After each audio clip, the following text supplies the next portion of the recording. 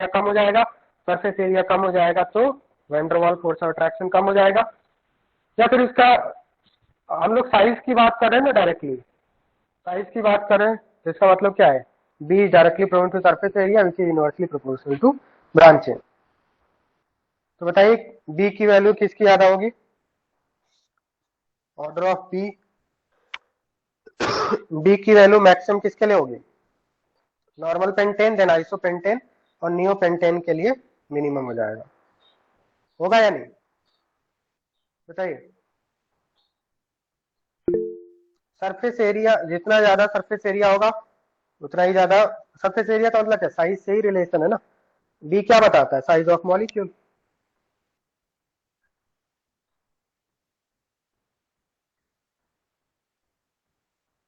तो अगर हम कंपेयर करें साइड बाय साइड, कंपैरिजन करें तो PV is equal to NRT, ये तो आपका था ideal gas equation, and this is applicable for ideal gases. Real gas equation क्या हमने देखा, P plus N square upon V square V minus N B is equal to NRT, ये आपका real gas equation है, या फिर हम लोग बोल सकते हैं van der Waal gas equation. ठीक है, तो यहाँ पे जो चेंजेस आ रहे हैं, एक तो यहाँ पे आ रहा है पी प्लस समथिंग किया है, और दूसरा बी माइनस किया है, वी माइनस एन बी किया है। दीपक पांडे कौन सा बैच है तुम्हारा, दीपक पांडे कौन सा बैच है, अनम्यूट करके बताइए।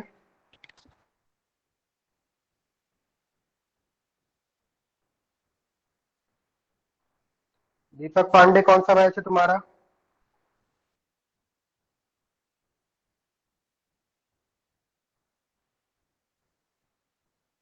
दीपक पांडे वॉइस आ रही है तुम्हें।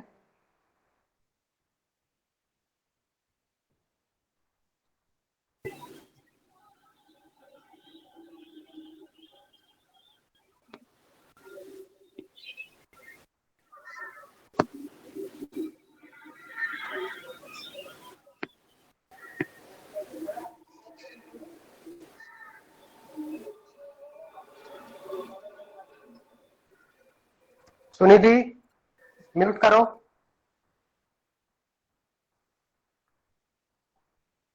N square upon V square, ये क्या हो गया आपका, N square upon V square, ये आपका है प्रेशर करेक्शन टर्म इसको बोलेंगे, और एन बी को क्या बोलेंगे, वॉल्यूम करेक्शन टर्म। एक तो हो गया आपका प्रेशर करेक्शन टर्म, दूसरा हो गया आपका volume correction term. This is pressure correction term,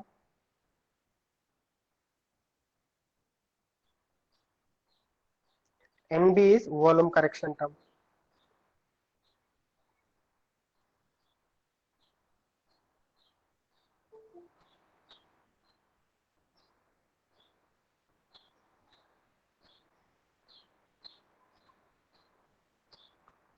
Okay, so this is van der Waal gas equation.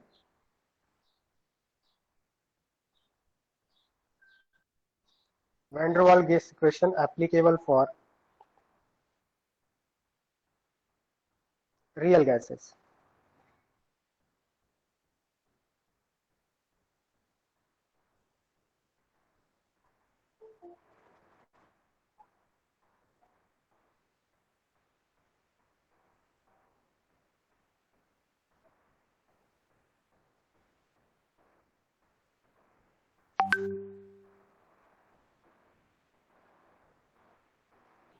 Hello sir.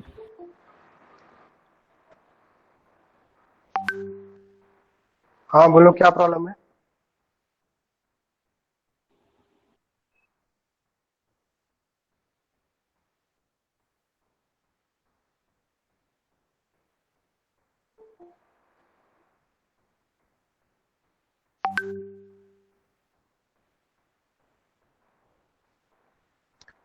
ठीक है, so this is van der Waal gas equation for n मोल। अगर आपको 1 मोल के लिए लिखना हो तो van der Waal gas equation क्या बन जाएगा, put n is equal to 1, n की वैल्यू 1 रखेंगे तो क्या हो जाएगा आपका p plus a upon V square, v minus b is equal to 1 RT. This is van der Waal gas equation, VGE van der Waal gas equation for 1 mole. बात समझ में आ रहा है? तो वैन-डर-वाल ने दो करेक्शन किया, एक तो प्रेशर में करेक्शन किया, दूसरा वॉल्यूम में करेक्शन किया. प्रेशर में करेक्शन क्यों किया लास्ट क्लास में मैंने आपको बताया था, क्योंकि आप जब इस तरह से इनिशियली ऐसा माना गया था वैन-डर-वाल गैस इक्वेशन में कि there is no force of attraction but force of attraction actually होता है, और फोर्स ऑफ अट्रैक्शन होने की वजह से क्या होगा, मॉलिक्यूल्स आपस में कोलाइड करेंगे तो इंटरनल प्रेशर जनरेट होगा, जिसकी वजह से pressure will be more than expected. तो यहाँ पे P प्लस समथिंग किया है और V माइनस समथिंग क्यों किया, ये मैंने लास्ट क्लास में आपको बता दिया था, क्योंकि जो मॉलिक्यूल का खुद का वॉल्यूम है वो एक्चुअल में आपको सब्ट्रैक्ट करना चाहिए फ्रॉम वॉल्यूम ऑफ कंटेनर. तो क्या ये बात सभी को समझ में आ गया यहाँ तक? This you have to memorise, जो मैंने यहाँ पे स्क्वायर ब्रैकेट में क्लोज किया है. बताइए यस और नो. 1 मोल के लिए लिखना था, n की वैल्यू 1 रख देंगे. यस नो करके बताओ जल्दी से.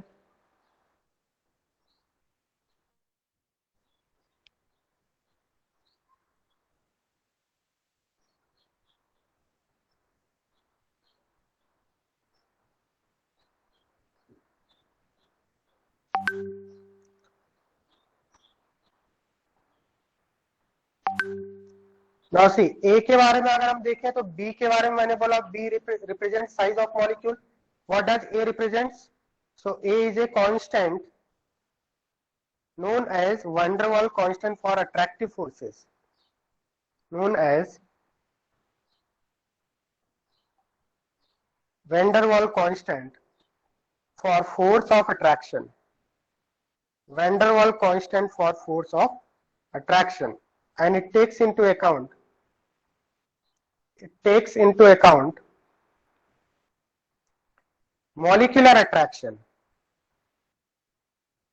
More the molecular attraction, more will be the value of small a, right? Next is significance of value of a. Significance of value of small a. तो मैंने आपको क्या बताया कि a की वैल्यू जितना ज्यादा होगी उतना ही ज्यादा अट्रैक्शन है. It takes into account molecular attraction. More the value of A, more will be molecular attraction. तो इसका मतलब अगर हम लिक्विफिकेशन की बात करें तो can we say that more the value of A, more easier will be liquefaction, more easier will be liquefaction of gas. Last class में बताया था लिक्विफिकेशन कैसे करते हैं. A की वैल्यू ज्यादा होगी तो इसका मतलब फोर्स ऑफ अट्रैक्शन मॉलिक्यूल्स के बीच में ज्यादा होगा, और फोर्स ऑफ अट्रैक्शन ज्यादा होगा मॉलिक्यूल्स के बीच में, तो gases will be easier to liquefy. क्योंकि लिक्विफिकेशन करने के लिए अगर किसी गैस का लिक्विफिकेशन करना है तो क्या करना होता है, प्रेशर इंक्रीज करना होता है, टेम्परेचर डिक्रीज करना होता है. बात समझ में आ रहा है? सपोज ये गैस के मॉलिक्यूल्स है और इनिशियली ये आपके दूर दूर है, तो गैस के मॉलिक्यूल्स को पास पास लेके आना है तभी लिक्विफाई होंगे. और पास पास कैसे लाएंगे आप इनको?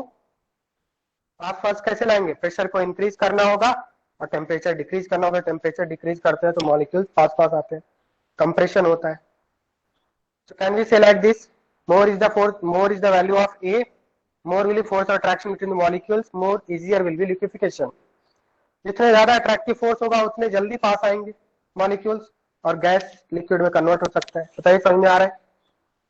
क्लियर है क्या? A stands for molecular attraction, B stands for molecular size. Clear है? Yes sir. Yes no chat में लिखना है, अगर समझ में आया तो यस लिखना है.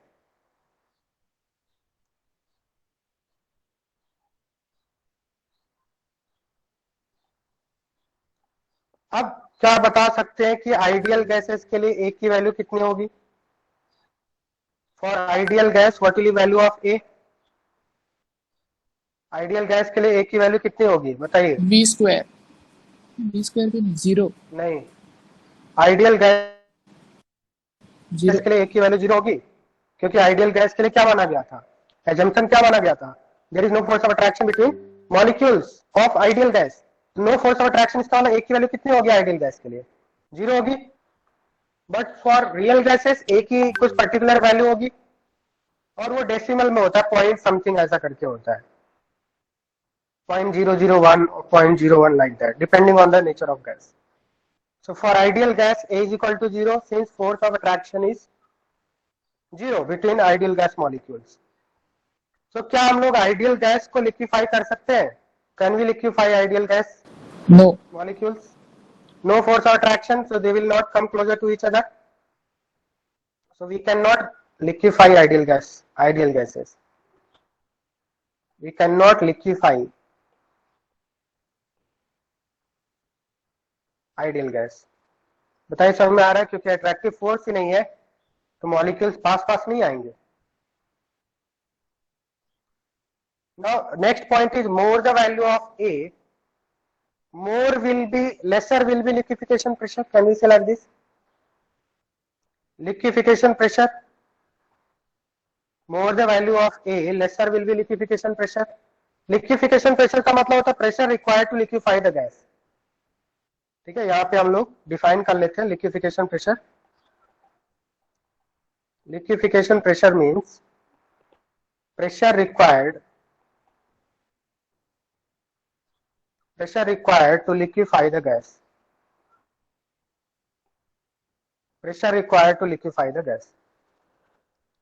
तो अगर A की वैल्यू ज्यादा है तो इसका मतलब कम प्रेशर पे ही पास पास आ जाएंगे। अगर अट्रैक्टिव फोर्सेस ज्यादा है मॉलिक्यूल्स के अंदर तो क्या यहाँ पे प्रेशर ज्यादा लगाना पड़ेगा या कम प्रेशर लगाना पड़ेगा? अगर अट्रैक्टिव फोर्स ज्यादा है मॉलिक्यूल्स के बीच में, इसका मतलब कम प्रेशर पे भी मॉलिक्यूल्स पास पास आ जाएंगे, तो यहाँ पे ज्यादा प्रेशर लगाने की जरूरत नहीं है। देखो हमें गैस को लिक्विफाई करना है। गैस लिक्विफाई कैसे होते हैं? अगर गैस के ऊपर हम लोग प्रेशर डालें तो, गैस के ऊपर जब प्रेशर डालते हैं तो गैस के मॉलिक्यूल पास पास आते हैं। अगर अट्रैक्टिव फोर्स से ज्यादा है तो आपको प्रेशर ज्यादा लगाने की जरूरत है या कम प्रेशर पे काम हो जाएगा? अगर गैस के मॉलिक्यूल्स के बीच में अट्रैक्टिव फोर्सेस ज्यादा है तो इसका मतलब कम प्रेशर पे भी गैस के मॉलिक्यूल्स पास पास आ जाएंगे। इसका मतलब liquefaction pressure required to liquefy the gas will be less. तो क्या ये बात समझ में आ रहा है? More the attractive force between the molecules, more the value of small a, lesser will be the liquefaction pressure. Is it clear?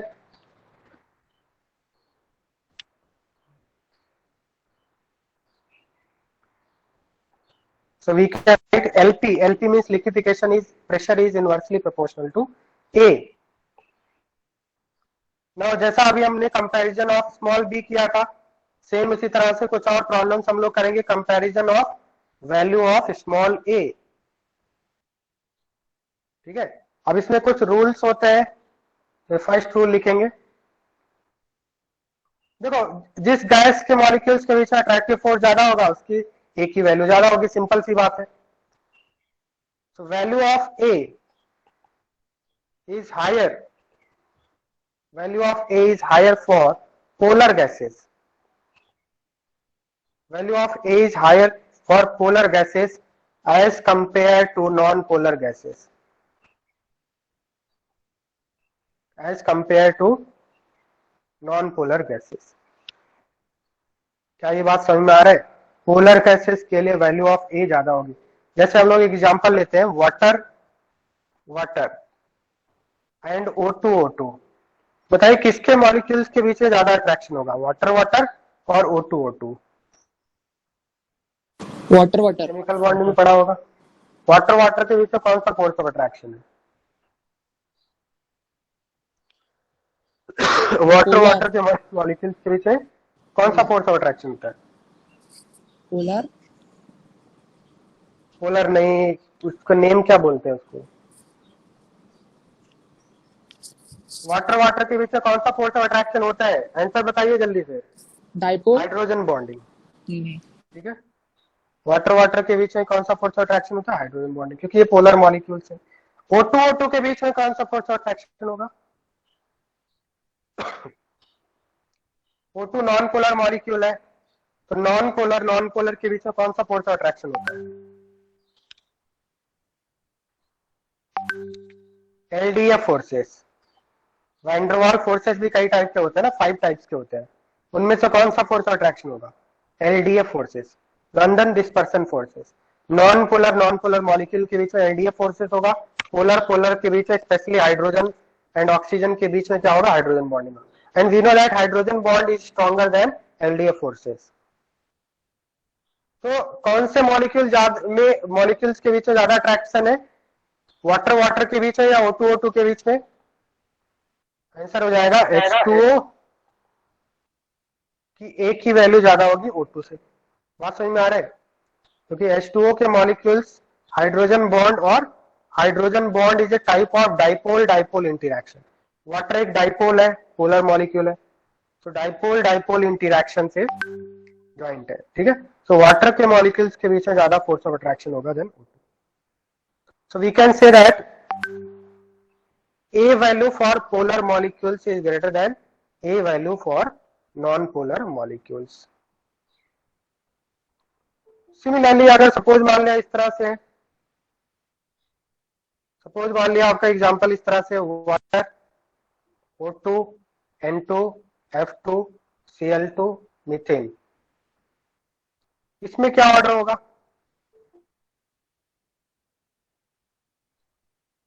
इसमें क्या ऑर्डर होगा? तो इसमें भी आपका पोलर मॉलिक्यूल्स कौन सा है? पोलर मॉलिक्यूल इसमें से कौन सा है? वाटर। अदर्स क्या है? होमोन्यूक्लियर डायटोमिक मॉलिक्यूल्स है, जो कि कैसे होते हैं? Others all are non polar. CH4 भी नॉन पोलर होता है, डाइपोल मोमेंट। ठीक है, तो मैक्सिमम वैल्यू ऑफ ए किसके लिए होगी?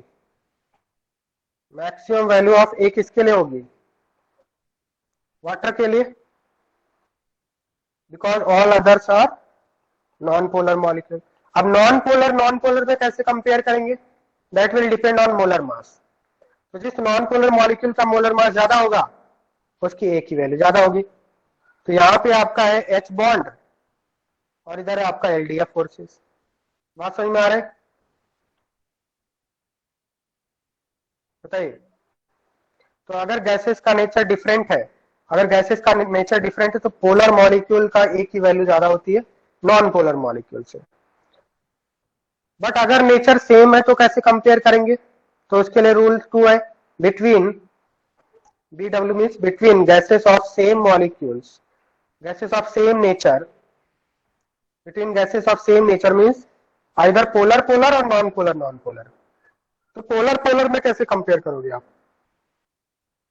Between gases of same nature, higher is the molar mass, higher is the molar mass of gas, more will be the value of A। क्योंकि molar mass ज्यादा होगा तो अट्रैक्टिव फोर्स ज्यादा होगा, van der Waals force of attraction ज्यादा होगा, और van der Waals force of attraction ज्यादा होगा तो स्मॉल a की वैल्यू ज्यादा होगी। और we can say that larger is the size of molecule, larger is the size of molecule, क्योंकि वेंडरवाल फोर्स सरफेस एरिया पे डिपेंड करते हैं। Larger is the size of molecule, more will be the value of small a, more will be the value of small a। For example, F2 Cl2 Br2 I2, अगर इसमें a की value compare करना है तो बताइए क्या order होगा? a की वैल्यू मैक्सिमम किसके लिए होगी? Small a। स्मॉल a की वैल्यू मैक्सिमम किसके लिए होगी? हाँ, I2 के लिए मैक्सिमम होगा, क्योंकि इन सभी का नेचर एक ही जैसा है। ऑल आर पोलर और नॉन पोलर। बताइए कैसे मॉलिक्यूल्स है, पोलर है या नॉन पोलर है? Homonuclear diatomic molecule. Is there any electronegativity difference?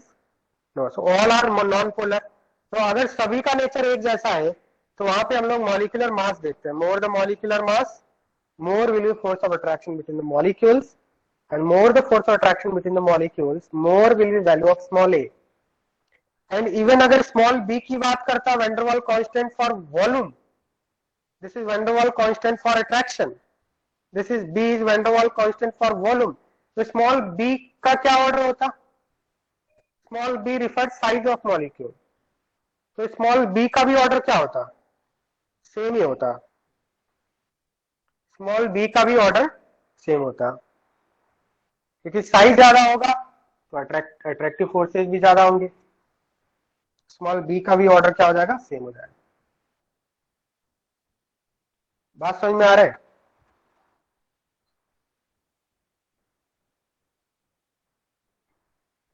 Is it clear और नॉट? तो F2 स्मॉल साइज के हैं, तो इसमें फोर्स ऑफ अट्रैक्शन कम होगा। Cl2 के साइज थोड़ा ज्यादा है तो फोर्स ऑफ अट्रैक्शन ज्यादा होगा। मैंने दो डॉट से इस तरह से रिप्रेजेंट कर लेते हैं।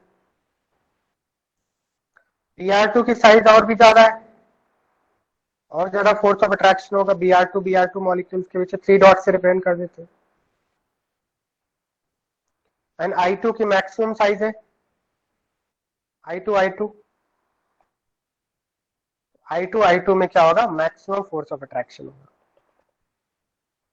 Okay, maximum force of attraction. That's why आपको पता होगा कि F2 और Cl2 गैस नेचर के होते हैं, ये रूम टेम्परेचर पे गैस फेज में पाए जाते हैं। ठीक है, Br2 is a brown coloured liquid, Br2 room temperature liquid form में पाया जाता है, और आयोडीन आपका सॉलिड फॉर्म में होता है, solid powder, white solid powder होता है। Iodine looks like NaCl, salt की तरह से दिखता है आयोडीन, अगर लाइव में देखा हो तो। So why the phase changes? Why F2 and Cl2 is gas, Br2 is liquid, I2 is solid? Why? More force of attraction, so more तो easily जैसे जैसे हम लोग liquefaction. नीचे जा रहे हैं, क्लोरीन से क्लोरीन, क्लोरीन से ब्रोमीन, ब्रोमीन से आयोडीन, साइज बढ़ रहा है, साइज बढ़ने की वजह से attractive force between the molecules, intermolecular force attraction बढ़ रहा है। इंटरमॉलिक्यूलर फोर्स ऑफ अट्रैक्शन बढ़ने की वजह से मॉलिक्यूल पास पास आ जाएंगे, तो गैस से लिक्विड में कन्वर्ट हो जाएगा, और ज्यादा अट्रैक्शन होगा तो लिक्विड सॉलिड में कन्वर्ट हो जाएगा।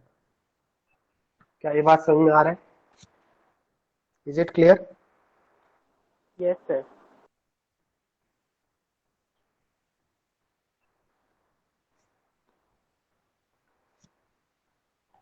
सपोज आपसे क्वेश्चन इस तरह से पूछा है, compare value of small a for O2 and N2, क्या ऑर्डर होगा? Second is N2 and ammonia,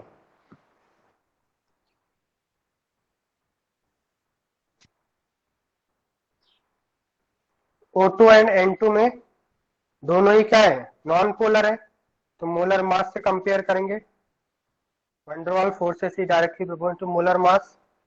N2 का 28 है, तो A की वैल्यू किसके लिए ज्यादा हो जाएगी, O2 के लिए ज्यादा हो जाएगी N2 से।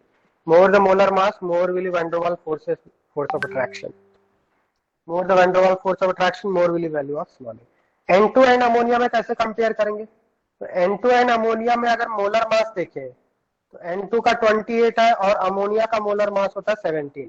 तो बताइए A की वैल्यू क्या होगी, A की वैल्यू किसके लिए ज्यादा होगी,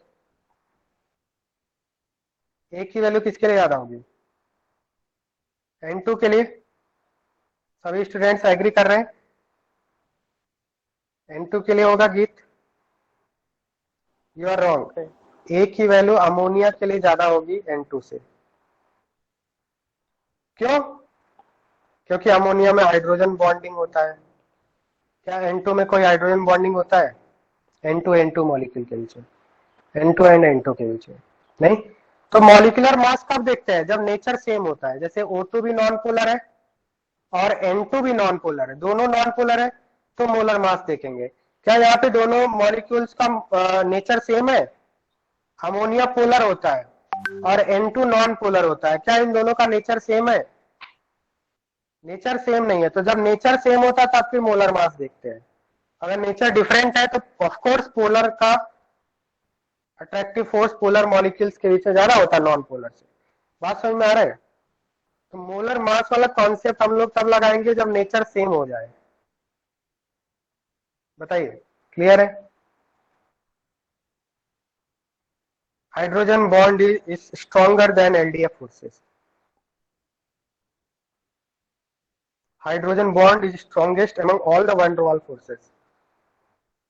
थर्ड एक पॉइंट करके नोट करके लिखेंगे, So we can write like this: if hydrogen bond is present, then force of attraction will be high. Force of attraction will be high, and higher will be the value of small a.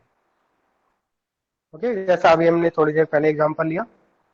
Next point is due to very small size of hydrogen and helium,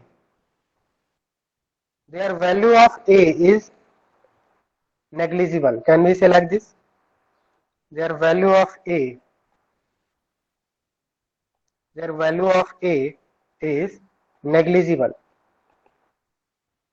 तो ये बात आपको ध्यान रखना है कि small a की जो वैल्यू होती है हाइड्रोजन और हीलियम के लिए, हाइड्रोजन एंड हीलियम के लिए, वो क्या होती है? ऑलमोस्ट जीरो होती है, नेग्लिजिबल होती है. क्योंकि hydrogen is the lightest gas and helium is the second lightest gas. तो हाइड्रोजन और हीलियम के मॉलिक्यूल्स के बीच में जो फोर्स ऑफ अट्रैक्शन होगा, मोलर मास काफी कम है, वो काफी कम होगा. तो हाइड्रोजन और हीलियम का स्मॉल ए की वैल्यू जीरो मानते हैं. बात समझ में आ रहा है? बताइए, इंपॉर्टेंट बात है ये. So we can say that since attractive force or attraction between molecules of hydrogen and helium are very low, that's why it is very difficult to, or impossible, we can say that it is very difficult or impossible to liquefy hydrogen और helium. ठीक है, तो अगर attractive force की value काफी कम है तो बताइए क्या ये इजियर होगा लिक्विफाई करना हाइड्रोजन और हीलियम को? इजी होगा, क्योंकि अट्रैक्टिव फोर्स ज्यादा होंगे तभी तो वो पास आएंगे मॉलिक्यूल्स. हाइड्रोजन और हीलियम को लिक्विफाई करना काफी डिफिकल्ट होता है. इसीलिए जब लास्ट क्लास में हमने देखा था ग्राफ, लास्ट क्लास में आपको याद आ रहा है जेड वर्सेस पी का ग्राफ जब मैंने बनाया था, जेड वर्सेस पी का ग्राफ बनाया था, तो हाइड्रोजन और हीलियम का किधर बनाया था? ये तो आइडियल गैस के लिए हो गया ऑलवेज 1, और हाइड्रोजन और हीलियम के लिए ऑलवेज पॉजिटिव बनाया था. हाइड्रोजन और हीलियम का जो ग्राफ बनाया था, किसी भी टेम्परेचर पे, प्रेशर पे अगर हम देखें तो हमेशा क्या होता है? पॉजिटिव डेविएशन शो करते हैं. अदर गैसेस का ग्राफ कैसे आता है? लो प्रेशर पे डिक्रीजिंग, हाई प्रेशर पे इंक्रीजिंग. लो प्रेशर पे आपका नेगेटिव डेविएशन, हाई प्रेशर पे पॉजिटिव डेविएशन. O2 के लिए भी ऐसा ही आता था कुछ. O2 के लिए ग्राफ किस इस तरह से आया था, थोड़ा सा इससे नीचे होगा O2 का ग्राफ, क्योंकि O2 के मॉलिक्यूल्स के बीच में क्या है? अट्रैक्टिव फोर्सेस ज्यादा होगा तो थोड़ा सा डिप ज्यादा आएगा. तो ये बात समझ में आ गया. हाइड्रोजन और हीलियम का ग्राफ हमेशा पॉजिटिव डेविएशन क्यों शो करता है? क्योंकि हाइड्रोजन और हीलियम के लिए अट्रैक्टिव फोर्स की वैल्यू क्या है? जीरो होती है. अट्रैक्टिव फोर्स नहीं है, ठीक है. और हमें पता है जेड इज लेस देन 1 किसको रिप्रेजेंट करता है? जेड लेस देन 1, ये वाला जो एरिया है ये जेड लेस देन 1 है, ये एरिया आपका जेड ग्रेटर देन 1 है, और ये जेड इज इक्वल टू 1 है. तो जेड लेस देन 1 में आपका हाइड्रोजन हीलियम नहीं दिख रहा है, क्योंकि उनमें अट्रैक्टिव फोर्स नहीं होता है. बात समझ में आ रहा है? अट्रैक्टिव फोर्स काफी कम होता है, इसलिए हाइड्रोजन और हीलियम हमेशा पॉजिटिव डेविएशन शो करते हैं. हाइड्रोजन और हीलियम का graph always Z is greater than 1 eight all pressure. Is it clear? Hydrogen और हीलियम का ग्राफ अगर हम देखें तो ऑल प्रेशर पे ग्रेटर देन 1 है. क्लियर है या नहीं?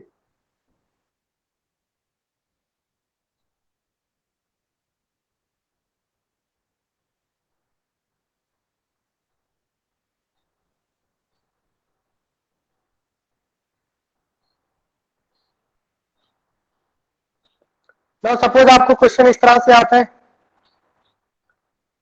Right van der Waal gas equation in terms of molar volume, van der Waal gas equation in terms of molar volume. तो कैसे लिखोगे आप? तो सबसे पहले तो मोलर वॉल्यूम डिफाइन कर लेते हैं। मोलर वॉल्यूम का मतलब volume occupied by 1 mole of gas. Molar volume का मतलब क्या होता है? इसको Vm से रिप्रेजेंट करते हैं, volume occupied by 1 mole of gas is called molar volume. So that is, we can write Vm or molar volume is volume divided by number of moles. Can we write like this?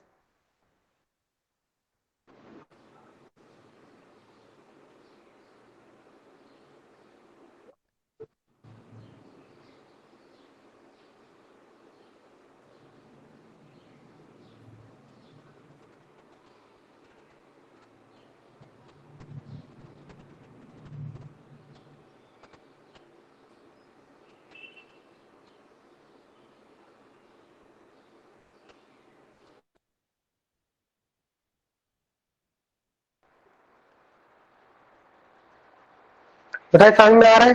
तो molar volume क्या हो गया? Volume occupied by 1 mole of gas, so it is V divided by N। V divided by N। तो van der Waal gas equation in terms of molar volume कैसे लिखोगे आप? तो VGE van der Waal gas equation for N मोल के लिए क्या लिखते हैं, जो आपको मेमोराइज करना है, मैंने आपको बताया था। और आई होप आपको याद हो गया होगा, क्योंकि कई बार हम लोग लिख चुके हैं। P plus AN square upon V square V minus NB is equal to NRT। This is van der Waal gas equation for real gas. अब हमें यहाँ पे क्या करना है? इसको मोलर वॉल्यूम के टर्म्स में हमें लिखना है, Vm के टर्म्स में लिखना है। तो Vm के टर्म्स में कैसे लिखोगे आप? Divide by N both sides. अगर हम N से डिवाइड कर दें तो क्या हो जाएगा? ये P plus AN upon V whole square इसको लिख सकते हैं। और हमने यहाँ सेकंड वाले टर्म में N से डिवाइड कर दिया और इधर N से डिवाइड कर दिया। इस तरह से डिवाइड कर देंगे तो ये क्या बन जाएगा आपका? V minus NB divided by N, और ये हो जाएगा RT। क्योंकि हमें van der Waal gas equation को मोलर वॉल्यूम के टर्म्स में लिखना है। ये तो आपका normal van der Waal gas equation है इन terms of N। Molar volume के टर्म्स में कैसे लिखेंगे? तो N से हमने डिवाइड कर दिया। अब देखो, इसको ऐसा लिख सकते हैं, P plus A 1 upon V divided by N whole square लिख सकते हैं। बताइए। और V अपॉन N इसको हम लोग क्या करते हैं? स्प्लिट कर लेते हैं। तो V बाई N को क्या लिखोगे? Vm that is molar volume minus N and N cancel हो गया, इज इक्वल टू RT। ऐसा लिखेंगे। बात समझ में आ रहा है या नहीं? बात समझ में आ रहा है या नहीं? बताइए। तो इसको लिख देंगे P plus A divided by V by N को क्या लिख दिया? Vm लिख दिया हमने, Vm square Vm minus B is equal to RT. This is van der Waal gas equation in terms of molar volume. Van der Waal gas equation in terms of molar volume. VGE in terms of molar volume. Vm. तो अगर आपसे पूछ रहा है कि van der Waal gas equation लिखिए इन terms of N, तो ये हो जाएगा आपका P plus AN square upon V square V minus NB is equal to NRT। Molar volume के टर्म्स में लिखना है तो ये जाएगा P plus A upon VM square, A upon VM square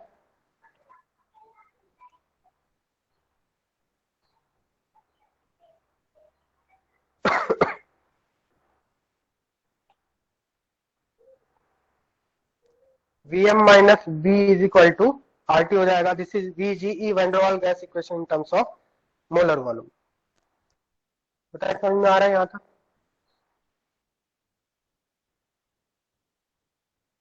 clear है?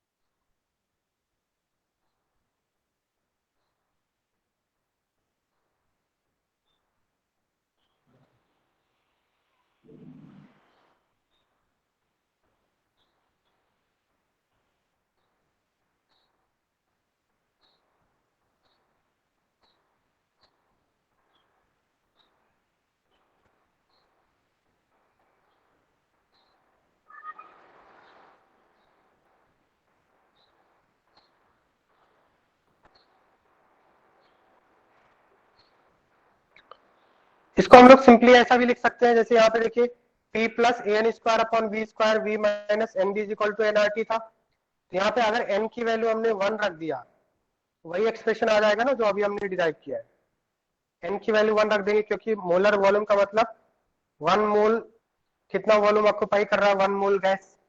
तो यहाँ पे अगर N की वैल्यू हम लोग 1 रख देंगे तो क्या यही एक्सप्रेशन नहीं आ जाएगा? और V को उस समय क्या बोलेंगे, जब N की वैल्यू 1 रहेगा तो उस समय V को क्या बोलेंगे, Vm बोलेंगे। यहाँ N की वैल्यू 1 रख दिया तो ये आपका एक्सप्रेशन आ जाएगा। ऐसा भी कर सकते थे आप डायरेक्ट। बात समझ में आ रहा है? तो अगर van der Waal gas equation in terms of molar volume बोला है तो हम लोग N की वैल्यू 1 रख देंगे और V को रिप्लेस कर देंगे Vm से।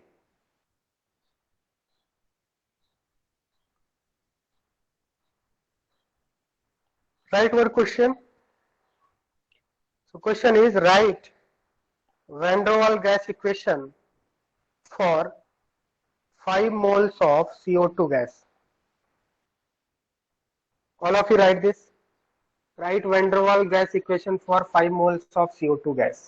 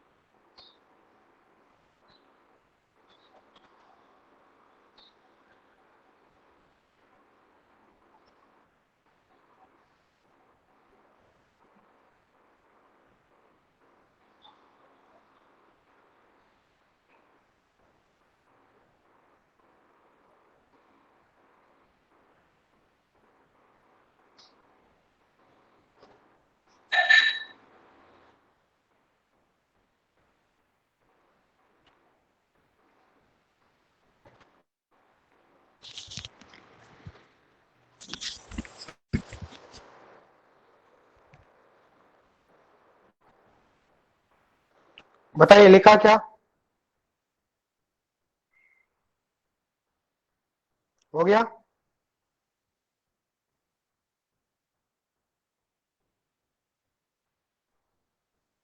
तो VGE van der Waal gas equation for 5 moles of gas लिखना है। तो N की वैल्यू क्या रख देंगे, 5 रख देंगे। यही करना है आपको। तो VGE क्या है, van der Waal gas equation P plus AN square upon V square V minus NB is equal to NRT। Put N is equal to 5, क्योंकि number of moles of gas 5 बोला है। ये क्या हो जाएगा, P plus 25A upon V square V minus 5B is equal to 5RT। इसको solve करने की जरूरत नहीं, स्प्लिट करने की जरूरत नहीं। This will be VGE for 5 moles of gas. क्या ये बात समझ में आ रहा है? Is it clear?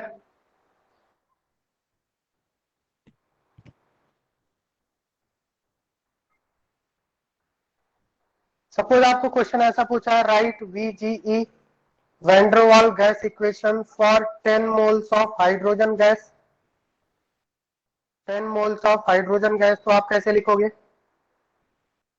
बताइए? VGE for 10 moles of hydrogen gas. आप में सॉल्व कीजिए।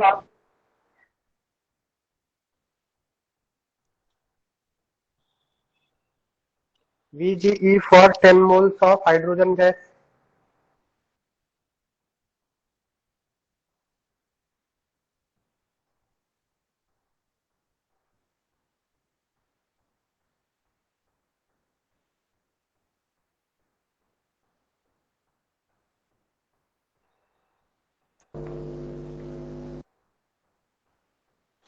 Van der Waal gas equation for 10 moles of hydrogen gas, you have to write. तो n की वैल्यू तो 10 रख देंगे। यहाँ पे एक और बात ध्यान रखना है कि स्मॉल a की वैल्यू क्या होगी, थोड़ी देर पहले मैंने आपको एक इंपॉर्टेंट पॉइंट बताया था कि attractive force for hydrogen and helium is taken to be zero.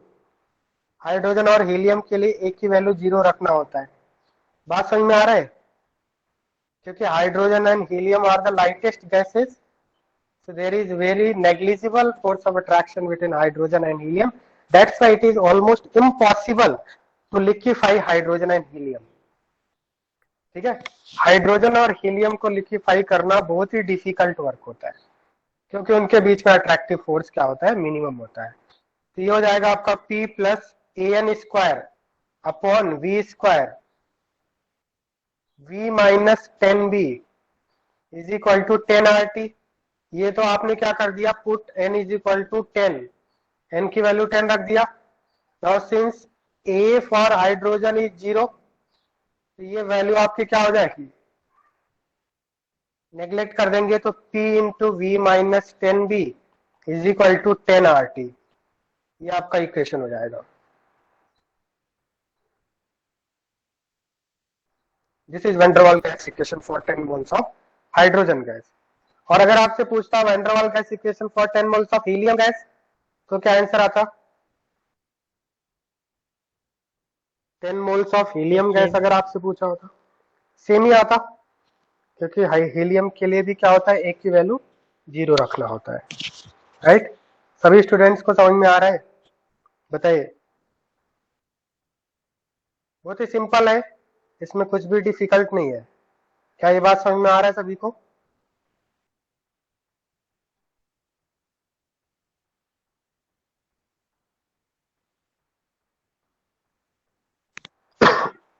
Okay, right, next question. Write van der Waals gas equation for 2 mole of a real gas having negligible molecular size. Negligible molecular size. Write van der Waals gas equation for 2 mole of a real gas having negligible molecular size.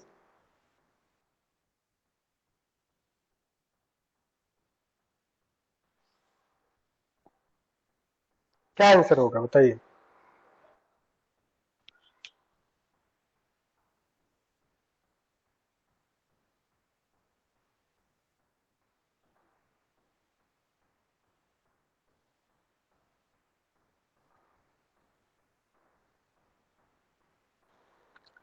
What do you mean by negligible molecular size? Molecular size की बात किया है, molecular size को negligible बोला है। तो मैंने yes, B की वैल्यू जीरो रखना है यहाँ पे। ए आपको क्या बताता है, small A. Small A represents attractive force between the molecules and small B represents molecular size. Small B represents molecular size. तो यहाँ पे नेग्लिजिबल मॉलिक्यूलर साइज बोला है, तो इसका मतलब ए की वैल्यू जीरो रखेंगे या बी की वैल्यू जीरो रखेंगे? बताइए। बी की वैल्यू जीरो रखना है यहाँ पे। Negligible molecular size means you have to put b is equal to zero and of course n is equal to 2 रखना है, क्योंकि 2 मोल्स के लिए निकालना है आपको। तो बताइए क्या आंसर आएगा? ओरिजिनल इक्वेशन क्या है, p plus an square upon V square, v minus N B is equal to N R T. p की वैल्यू जीरो रखेंगे, ये पूरा टर्म कैंसिल हो जाएगा। p प्लस n की वैल्यू 2 रख दीजिए आप, 4a upon V square into V is equal to क्या आ जाएगा, 2RT। बताइए समझ में आ रहा है? v को अंदर मल्टीप्लाई कर दीजिए तो क्या हो जाएगा, 4a upon v is equal to 2RT, or you can write like this, PV is equal to 2 into RT minus 2A upon V, अगर आपको ऑप्शंस PV के टर्म में लिखा हुआ है तो। बताइए बात समझ में आ रहा है? क्या ये क्लियर है?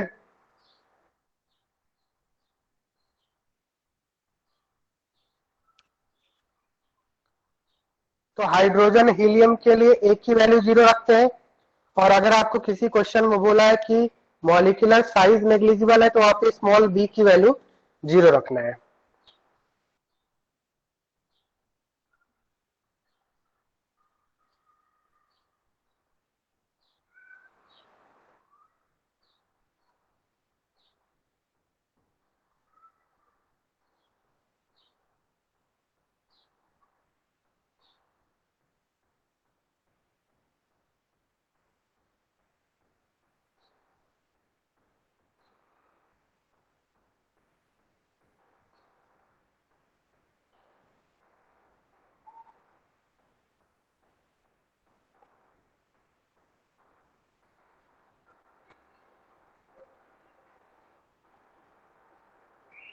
वन लेक्चर और लगेगा अभी आपका।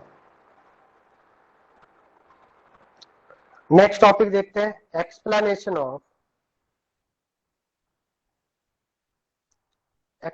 ऑफ जेड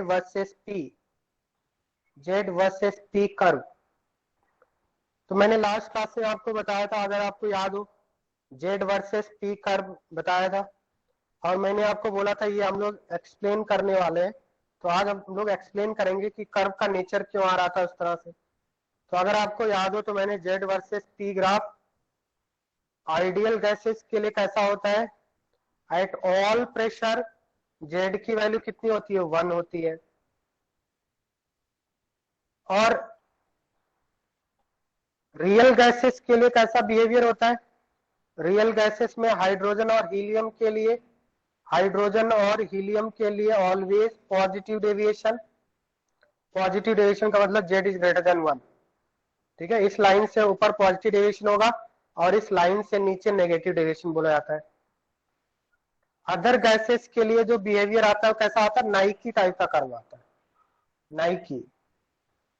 नाइकी का मतलब क्या है, लो प्रेशर रीजन में negative deviation, high pressure region में पॉजिटिव डेविएशन मिलता है। इसको हम लोग एक्सप्लेन करेंगे कि ऐसा क्यों होता है, ठीक है। तो अभी के लेक्चर में हम लोग इसको एक्सप्लेन करेंगे कि हाई प्रेशर रीजन में आपको पॉजिटिव डेविएशन क्यों मिलता है और लो प्रेशर रीजन में नेगेटिव डेविएशन क्यों मिलता है। This is negative, this is positive.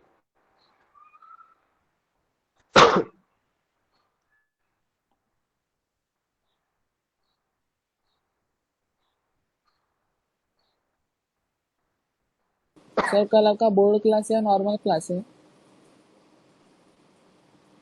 कल के लेक्चर में क्या लिखा हुआ है, कुछ लिखा नहीं है। तो नॉर्मल क्लास ही होगा ना। अगर कुछ नहीं लिखा हुआ है तो नॉर्मल क्लास होगा फिर, ठीक है।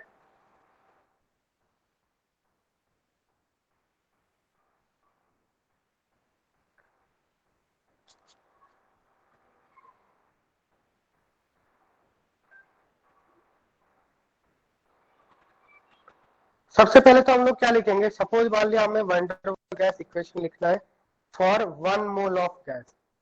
Van der Waal gas equation for 1 mole of gas, तो क्या लिखोगे आप, T plus A upon V square minus B is equal to R T. यह आपका van der Waal gas equation for 1 mole of gas, ठीक है। अब इसमें हम लोग केस 1 लेते हैं। Case 1 is at very low pressure,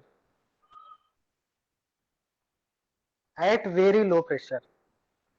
very low pressure का मतलब क्या, ये वाला रीजन जो है वेरी लो प्रेशर, क्योंकि ये प्रेशर वाली एक्सिस है। वेरी लो प्रेशर पे क्या हो रहा है, ग्राफ कहां से स्टार्ट हो रहा है, रियल गैसेस का जो ग्राफ है at very low pressure, very very low pressure, वो कैसे कितना होगा बताइए। एट वेरी लो प्रेशर क्या बोलेंगे, very low pressure P tends to 0। At very low pressure P tends to 0, और ग्राफ से दिख रहा है Z is also tends to 1, क्योंकि जेड की वैल्यू कितना है रियल गैसेस के लिए, एट वेरी लो प्रेशर 1 से स्टार्ट हो रहा है ना, हो रहा है या नहीं बताइए। तो यहाँ पे हम लोग क्या बोलेंगे, P टेंड्स टू 0। अगर P आपका 0 है तो इसका मतलब वॉल्यूम काफी ज्यादा होगा, क्योंकि प्रेशर कम मतलब pressure and volume are inversely proportional. तो अगर प्रेशर काफी कम है तो वॉल्यूम काफी ज्यादा होगा। और अगर वॉल्यूम ज्यादा है तो हम लोग ए अपॉन वी स्क्वायर को क्या करेंगे, नेग्लेक्ट कर देंगे। ए बाई वी स्क्वायर को क्या करना होगा, नेग्लेक्ट करना होगा। तो अगर इसको नेग्लेक्ट कर देंगे तो आपका इक्वेशन क्या बन जाएगा, नेग्लेक्ट करने के बाद P into V minus B is equal to R T, होगा या नहीं।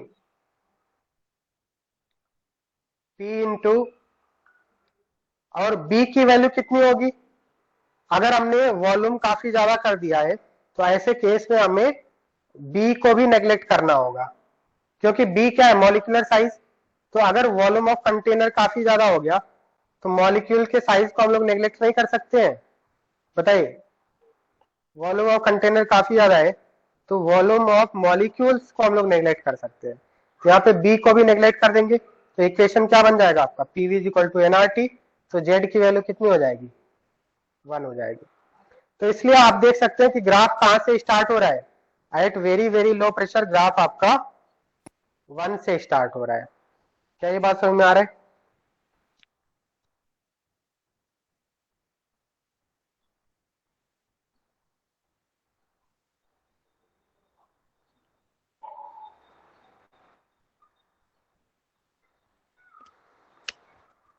सर बी को क्यों कट किया? हाँ, बी कैसे कट हुआ? बी कट हुआ मतलब, देखो अगर Yes. आपका वॉल्यूम काफी ज्यादा हो, कट नहीं हुआ, नेग्लेक्ट किया हमने, ठीक है। वॉल्यूम ऑफ कंटेनर अगर काफी ज्यादा है, क्योंकि प्रेशर काफी कम है ना। अगर प्रेशर काफी कम होगा एट वेरी लो प्रेशर, मतलब हम लोग ये वाले रीजन की बात कर रहे हैं, वेरी लो प्रेशर, ये आपका प्रेशर वाली एक्सिस है। एट वेरी लो प्रेशर क्या होगा, प्रेशर काफी कम है तो वॉल्यूम काफी ज्यादा होगा, pressure inversely proportional to volume. और अगर वॉल्यूम काफी ज्यादा होगा तो क्या हम लोग कंटेनर के वॉल्यूम के कंपैरिजन में मॉलिक्यूल का वॉल्यूम नेग्लेक्ट नहीं कर सकते हैं। Small V is the volume of molecule, neglect कर सकते हैं या नहीं, कर सकते हैं। कर सकते हैं। तो हमने ए अपॉन वी स्क्वायर को क्यों नेग्लेक्ट किया, क्योंकि वी अगर काफी ज्यादा हो जाएगा, डिनोमिनेटर ज्यादा हो जाएगा, तो ए अपॉन समथिंग, ए की वैल्यू पॉइंट में आती है। ए की वैल्यू जो है, अट्रैक्टिव फोर्स जो होता है, ए स्मॉल बी, ये आपके थेरेटिकल एक्सपेरिमेंटली इसकी जब वैल्यू निकालते हैं तो ये पॉइंट में आता है, 0.1 0.2 लाइक दैट। तो अगर 0.1 को हमने सपोज डिवाइड किया है और वी स्क्वायर डिनोमिनेटर काफी ज्यादा है, तो डिनोमिनेटर काफी ज्यादा होगा तो क्या बोलेंगे हम लोग, वैल्यू कम आएगी ना। तो क्या हम लोग प्रेशर के कंपैरिजन में इसको नेग्लेक्ट नहीं कर सकते हैं, नेग्लेक्ट कर देंगे, सेकंड टर्म को नेग्लेक्ट कर देंगे ओके सर। और बी को भी नेग्लेक्ट कर देंगे, तो P into V equal to R T हो जाएगा, जेड की वैल्यू 1 हो जाएगा। तो इसका मतलब रियल गैसेस के लिए भी, आइडियल गैस के लिए तो 1 होता ही है हर प्रेशर पे, आइडियल गैस के लिए तो 1 होता है जेड की value at all pressure, but real gases के लिए भी जेड की वैल्यू कितनी होगी, लो प्रेशर रीजन में, at very low pressure Z की वैल्यू कितनी होगी बताइए, 1 होगी, ठीक है। अब हम लोग देखते हैं केस 2।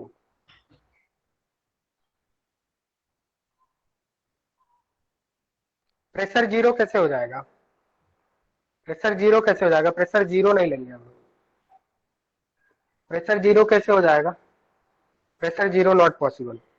केस 2 देखिए, एट लो प्रेशर, लो प्रेशर का मतलब ये वाले रीजन की बात कर रहे हैं, ये लो प्रेशर रीजन है और ये हाई प्रेशर रीजन है, सेकंड वाला, ये प्रेशर एक्सिस है। तो लो प्रेशर रीजन में रियल गैसेस के लिए, most of the real gases except hydrogen helium, Z की वैल्यू कितनी आती है बताइए, जेड की वैल्यू कैसी आती है, लेस देन 1 आती है, नेगेटिव डेविएशन आती है। तो इसको हमें प्रूव करना है, ये हमें प्रूव करना है, why Z is less than 1 at low pressure region, this we have to prove, so we are going to prove this. Temperature हमने क्या लिया है,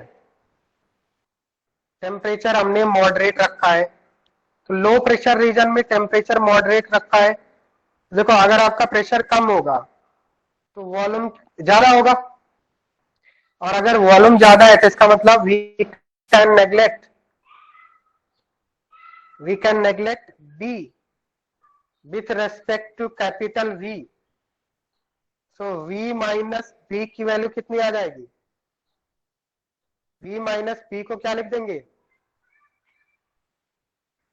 V लिख देंगे। अगर प्रेशर कम है तो V की वैल्यू काफी ज्यादा होगी, जैसा अभी थोड़ी देर पहले मैंने बताया था। प्रेशर कम होता है तो वॉल्यूम ज्यादा होता है, इनवर्सली प्रोपोर्शनल होता है। वॉल्यूम काफी ज्यादा है तो हम लोग कंटेनर के वॉल्यूम के कंपैरिजन में मॉलिक्यूल का खुद का वॉल्यूम नेग्लेक्ट कर सकते हैं, मॉलिक्यूल का खुद का वॉल्यूम नेग्लेक्ट कर सकते हैं।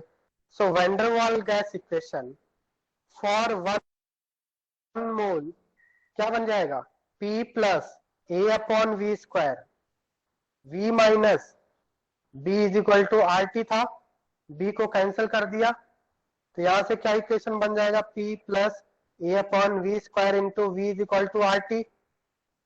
इसको अंदर मल्टीप्लाई कर दीजिए तो P V plus A upon V is equal to R T. ठीक है, तो बेसिकली हम लोग जेड की वैल्यू निकालने वाले हैं, और जेड इज इक्वल टू क्या होता है, लास्ट क्लास में बताया था मैंने। जेड इज इक्वल टू क्या होता है, Z is ratio of PV and R T. तो हम लोग क्या करते हैं, divide by R T both sides. अगर हम दोनों साइड आर टी से डिवाइड कर दें तो क्या हो जाएगा, PV upon R T is equal to 1 minus A upon V R T होगा, और पीवी बाई आर टी को क्या लिखते हैं, Z 1 minus A upon V R T. बताइए समझ में आ रहा है या नहीं। तो हमने क्या किया, वैंडरवाल गैस इक्वेशन फॉर 1 मोल जो था उसमें हमने बी को नेग्लेक्ट कर दिया।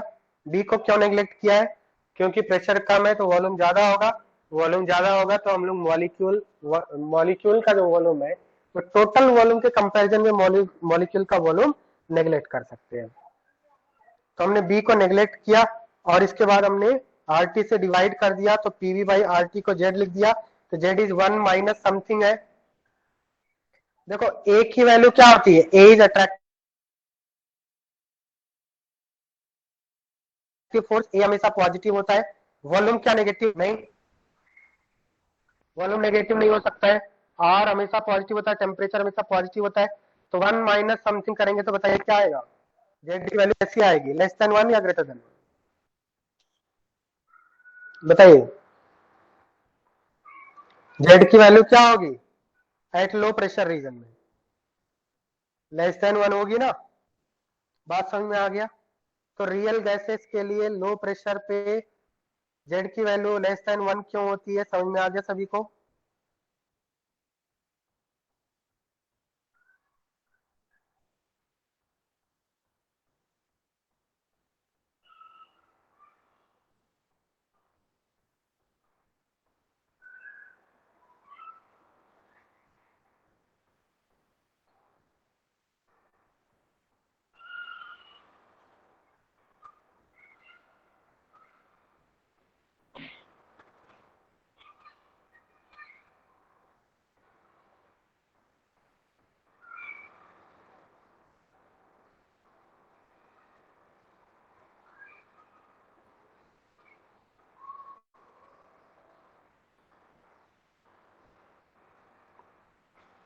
बताइए समझ में आ रहा है या नहीं। तो लो प्रेशर पे क्या होगा, जेड की वैल्यू क्या हो जाएगी, लेस देन 1 होगी। समझ में आ रहा है या नहीं, एस या नो कुछ लिखोगे या नहीं।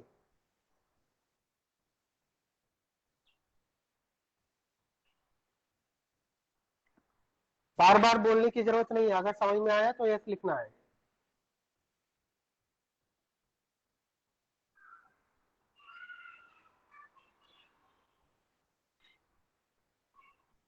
ए को नेग्लेक्ट नहीं करेंगे, ठीक है, ए को नेग्लेक्ट नहीं कर सकते हैं।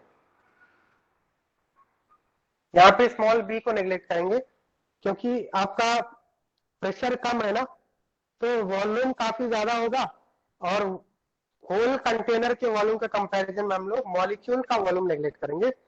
तो लो प्रेशर पे स्मॉल बी को नेग्लेक्ट करेंगे, ठीक है, do not confuse. Low pressure पे मॉलिक्यूल का जो itself volume of molecule itself that we have to neglect, small B को नेग्लेक्ट करेंगे लो प्रेशर पे। बात समझ में आ गया। तो आई थिंक ये बात आपको समझ में आ गया कि रियल गैसेस के लिए लो प्रेशर पे ये आपका ग्राफ नीचे क्यों जाता है, ठीक है। क्या लिखा है, एक मिनट चैट पढ़ने दो। If V is high, attractive force is high, A is infinity. Attractive force is high, A is infinity. तो A is infinity तो नेग्लेक्ट कर देंगे उसको फिर. अगर A infinity है तो नेग्लेक्ट कर देंगे. नेग्लेक्ट तो तब करते हैं जब कम होता है ना. नेग्लेक्ट कब करते हैं? ज्यादा चीज को नेग्लेक्ट करते हैं या कम को नेग्लेक्ट करते हैं? हाँ, बात समझ में आ गया. तो Z will be less than 1.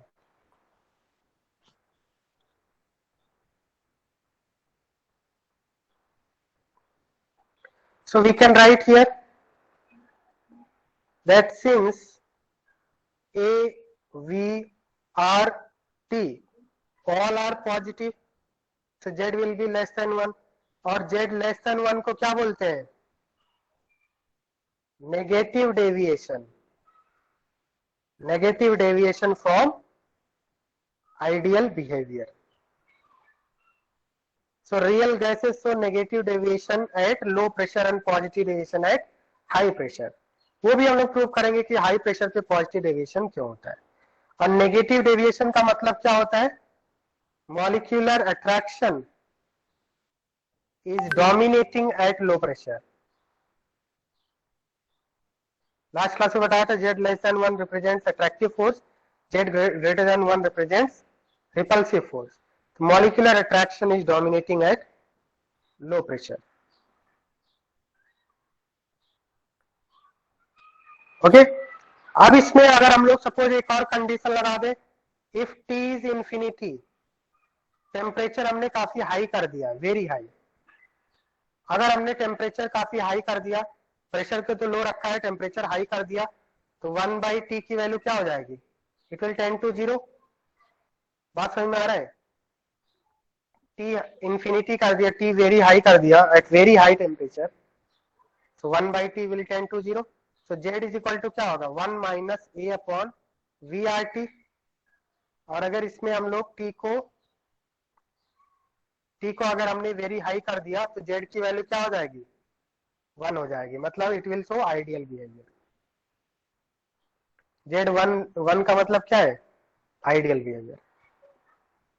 इसका क्या मतलब है? तो यहाँ पे हमने कौन कौन सी कंडीशन लगाया कि Z की वैल्यू 1 आ रही है?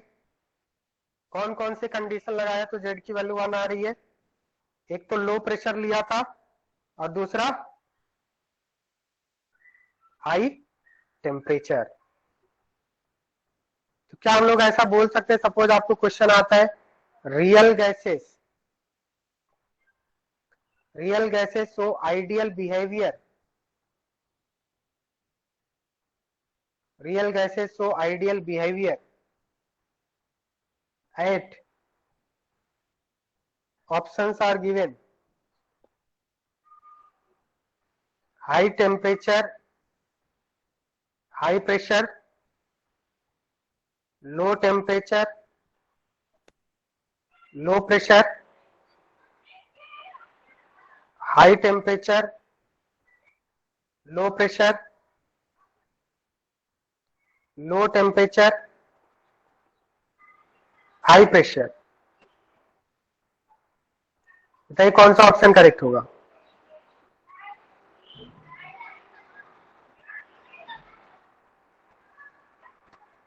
विच option is correct? Option C, high temperature and low pressure. तो इस टाइप से क्वेश्चन आपको आ सकता है, क्योंकि हाई टेम्परेचर और लो प्रेशर पे तो आपका क्या आ गया था? देखिए हमने केस 2 जब लो प्रेशर लिया तो लो प्रेशर पे आपकी Z की वैल्यू आ गई थी 1 माइनस A अपॉन VRT. ये आ गया था आपका लो प्रेशर पे. अब इसमें एक और कंडीशन हमने लगा दिया, टेम्परेचर को हाई कर दिया. दूसरी जब हमने कंडीशन लगाया, टेम्परेचर को हाई कर दिया, 1/T भी 0 हो गया. यहाँ पे अगर 1/T 0 हो गया तो Z की वैल्यू क्या हो जाएगी? 1. और Z1 का मतलब बिहेवियर. तो ये इंपॉर्टेंट क्वेश्चन है कि रियल गैसेस आइडियल बिहेवियर को कब शो करेंगे? At high temperature and low pressure.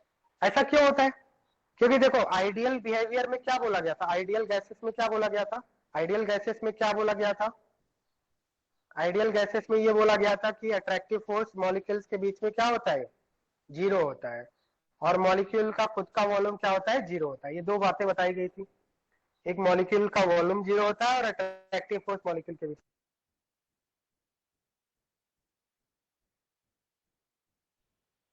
क्या हम लोग अट्रैक्टिव फोर्स को नेग्लेक्ट नहीं कर सकते हैं, क्योंकि हाई टेम्परेचर करने से गैस में एक्सपेंशन होता है, तो गैस के मॉलिक्यूल काफी दूर दूर हो चुके हैं, तो अगर गैस के मॉलिक्यूल काफी दूर दूर हो गए तो अट्रैक्टिव फोर्स कम नहीं हो जाएगा उनके बीच में।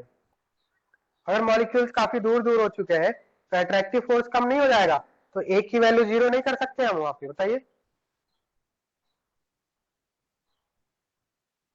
कर सकते हैं या नहीं। अगर हमने हाई टेम्परेचर लिया तो मॉलिक्यूल्स काफी दूर दूर हो जाएंगे और अट्रैक्टिव फोर्स जीरो हो जाएगा। और अगर हमने हाई टेम्परेचर किया तो हमें पता है हाई टेम्परेचर पे क्या होता है, एक्सपेंशन हो जाता है, तो एक्सपेंशन होने से क्या हो जाएगा, वॉल्यूम ऑफ गैस काफी ज्यादा हो जाएगा, तो मॉलिक्यूल का खुद का वॉल्यूम वॉल्यूम ऑफ गैस के कंपैरिजन में क्या कर सकते हैं, वहां पे नेग्लेक्ट कर सकते हैं। दोनों ही बातों को हम लोग ए को भी नेग्लेक्ट कर सकते हैं और बी को भी नेग्लेक्ट कर सकते हैं अगर हमने हाई टेम्परेचर लिया है तो हाई टेम्परेचर पे ए और बी दोनों को नेग्लेक्ट करना होता है, इसलिए हाई टेम्परेचर पे क्या हो जाता है, जेड की वैल्यू 1 हो जाती है। बात समझ में आ रहा है सभी को, वेरी हाई टेम्परेचर की बात कर रहे हैं, very high temperature. Is it clear, बताइए क्लियर हो गया।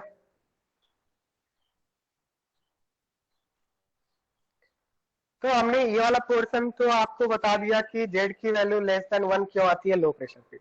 अब हम लोग एक्सप्लेन करेंगे why at high pressure Z is greater than 1, this we are going to derive.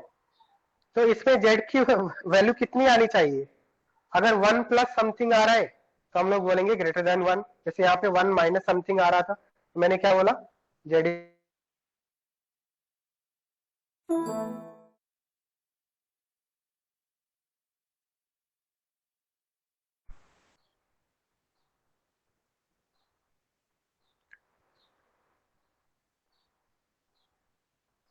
Eight high pressure.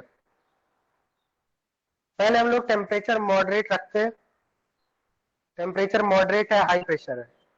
तो in condition of high pressure में आप कौन सा टर्म नेग्लेक्ट करोगे, P plus N square upon V minus N B is equal to NRT था, 1 मोल के लिए हमने लिखा है, 1 मोल ऑफ गैस के लिए लिखा है। तो बताइए हाई टेम्परेचर पे किसको नेग्लेक्ट करोगे, सॉरी हाई प्रेशर पे,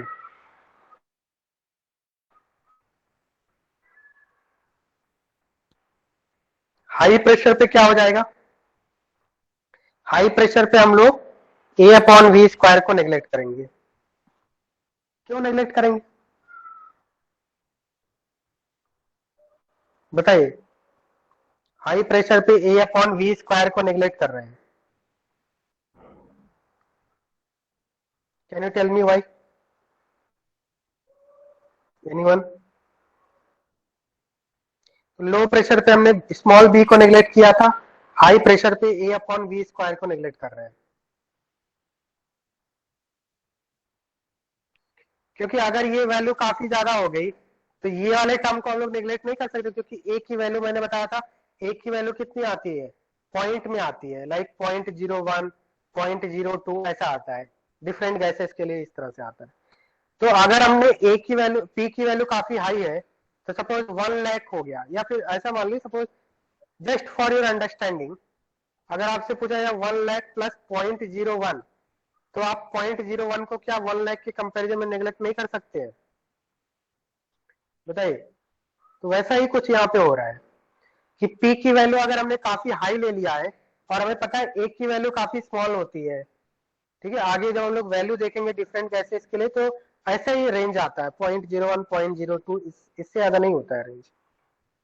तो पी की वैल्यू काफी हाई है और सेकेंड टर्म काफी स्मॉल है, तो हम लोग सेकेंड टर्म को नेग्लेक्ट कर सकते हैं, सेकेंड टर्म को नेग्लेक्ट कर दिया हमने, तो ये इक्वेशन किस में कन्वर्ट हो जाएगा, इसको हम लोग लिख सकते हैं P into v minus B is equal to R T, cross multiply अंदर मल्टीप्लाई कर दिए तो PV minus P into V is equal to R T हो जाएगा, divide by R T both sides, तो आर टी से दोनों तरफ डिवाइड कर दीजिए, तो PV upon R T is equal to क्या लिखेंगे, 1 minus PV upon 1 plus PV upon R T लिखेंगे, बताइए। ये वाले टर्म को हमने राइट साइड में ले गए, लिखेंगे या नहीं। और पीवी अपॉन आर टी को क्या बोलते हैं बेटा, पीवी अपॉन आर टी को जेड बोलते हैं, बताइए। तो यहाँ पे बताइए जेड की वैल्यू कैसी आ रही है, ग्रेटर देन 1 आ रही है, लेस देन 1 आ रही है एट हाई प्रेशर। हाँ,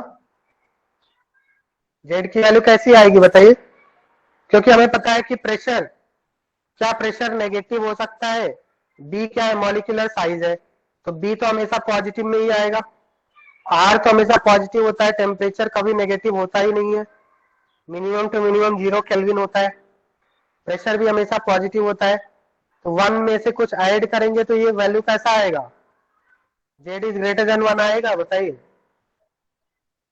होगा या नहीं। तो जेड इज ग्रेटर देन 1 का मतलब क्या बोलते हैं, अगर किसी गैस के लिए जेड इज ग्रेटर देन 1 है तो उसको क्या बोलते हैं बेटा, पॉजिटिव डेविएशन बोलते हैं, positive deviation from ideal behaviour, positive deviation from ideal behaviour, clear है। तो इसका मतलब किसी भी रियल गैसेस के लिए लो प्रेशर रीजन में, लो प्रेशर रीजन में नेगेटिव डेविएशन देखने को मिलता है और हाई प्रेशर रीजन में पॉजिटिव डेविएशन देखने को मिलता है, except hydrogen and helium. Hydrogen and helium के लिए एक्सेप्ट क्यों बोला है, क्योंकि वहां पे एक की वैल्यू 0 होती है, हाइड्रोजन और हीलियम के लिए एक की वैल्यू 0 होगी, अट्रैक्टिव फोर्स 0 है, तो ग्राफ नीचे नहीं आ सकता है, ग्राफ नीचे उसी के लिए आएगा जिसके मॉलिक्यूल के बीच अट्रैक्टिव फोर्स है। बात समझ में आ गया, क्योंकि जेड लेस देन 1 का मतलब होता है अट्रैक्टिव फोर्स, और हाइड्रोजन और हीलियम में अट्रैक्टिव फोर्स नहीं होता है, बहुत ही कम होता है, हाइड्रोजन और हीलियम का ग्राफ हमेशा ऊपर ही रहेगा, पॉजिटिव वाले case Z is greater than 1 region में रहेगा। क्या ये बात समझ में आ रहा है सभी को, ग्राफ समझ में आ गया सभी को। ये हम लोग हाइड्रोजन हीलियम का भी एक्सप्लेन करने वाले हैं, अभी फिलहाल के लिए ये ग्राफ और ये ग्राफ समझ में आ गया, positive negative.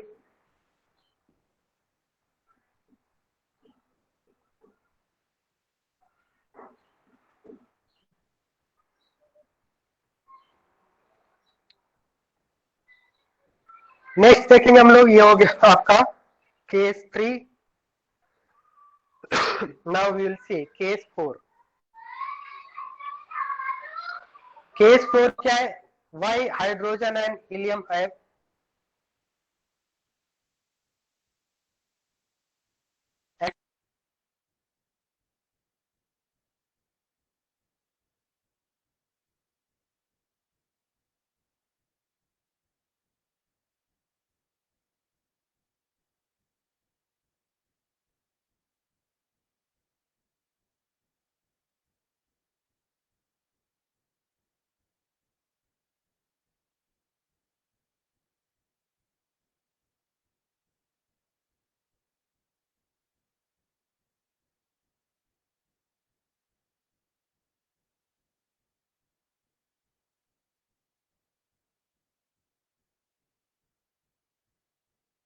Hello, sir.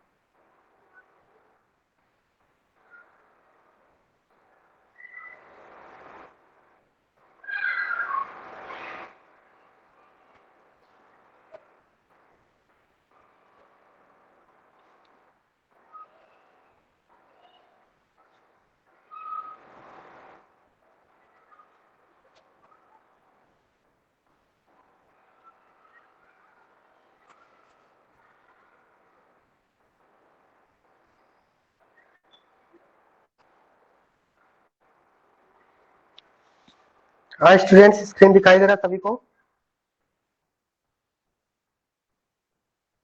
Hello students, screen दिखाई दे रहा सभी को?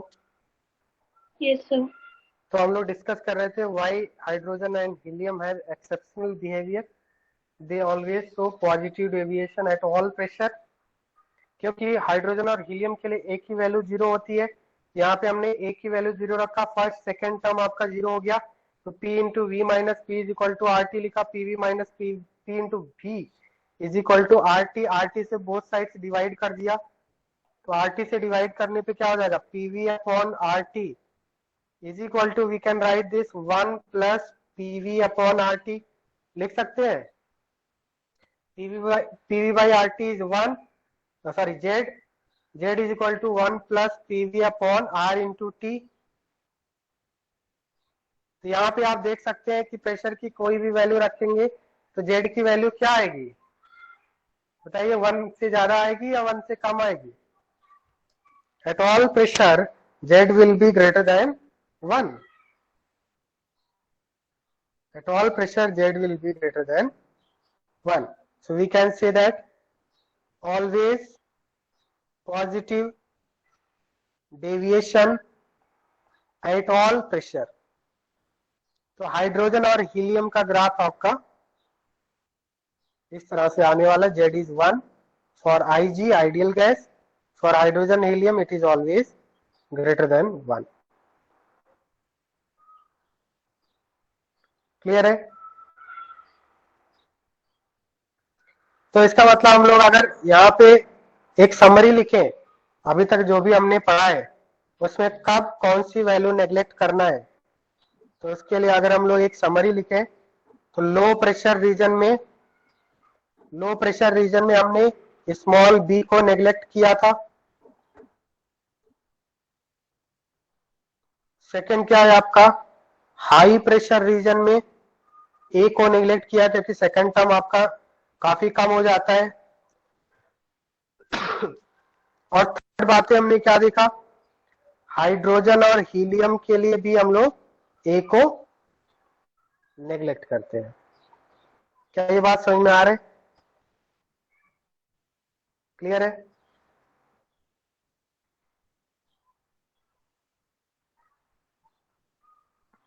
Hello sir. हाँ सर आप लो प्रेशर और हाई टेम्परेचर वाला केस वापस बता सकते हो क्या? हाँ, देखो लो प्रेशर पहले तो हमने लो प्रेशर का देखा था, जब प्रेशर काफी कम होगा उस समय वॉल्यूम ज्यादा होगा, क्योंकि हमें पता है pressure is inversely proportional to volume. ठीक है, टेम्परेचर कांस्टेंट रखा है, तो प्रेशर सर कम केस होगा तो वॉल्यूम ज्यादा होगा। हाँ बताओ, सर केस 4 का वापस बताओ ना। कौन सा? केस 4। अभी क्या बोला तुमने, लो प्रेशर और हाई टेम्परेचर बोला ना?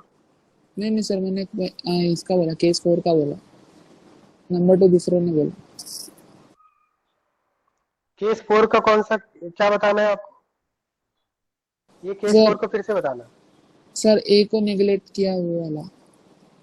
हाँ, क्योंकि स्मॉल साइज होता है ना हाइड्रोजन और हीलियम के लिए, हाइड्रोजन और हीलियम का स्मॉल साइज होता है क्योंकि ये लाइटेस्ट गैस है, तो लाइटेस्ट गैस है तो इनकी साइज क्या हो, अट्रैक्टिव फोर्स क्या होगा, जीरो होगा, इनमें एक ही वैल्यू जीरो होगी। हाइड्रोजन और हीलियम के लिए हमेशा एक ही वैल्यू जीरो रखना है, क्योंकि इनमें अट्रैक्टिव फोर्स काफी कम होता है, मॉलिक्यूलर साइज कम है इसमें, साइज इनका काफी कम है, तो अट्रैक्टिव फोर्स कम होगा ना, van der Waals forces depends on size surface area कम है, तो एक ही वैल्यू जीरो रखना है, तो एक ही वैल्यू हमने जीरो रखा, ये पूरा टर्म क्या हो जाएगा, जीरो। तो P into V minus B is equal to R T से डिवाइड कर दिया, तो Z is equal to 1 plus something आ रहा है, 1 प्लस का मतलब क्या हुआ, पॉजिटिव डेविएशन हो गया ना, ग्रेटर देन 1 हो गया, Z ग्रेटर देन 1 हो गया, पॉजिटिव डेविएशन आ गया। आया समझ में या नहीं? हाँ सर, समझा। एक बार इसको रिवाइज करना तो समझ में आ जाएगा। Hello sir. हाँ हाँ सर, वो लो प्रेशर हाई टेम्परेचर का भी केस वापस बताना। अभी जब बता रहा था तो क्या कर रहे थे फिर?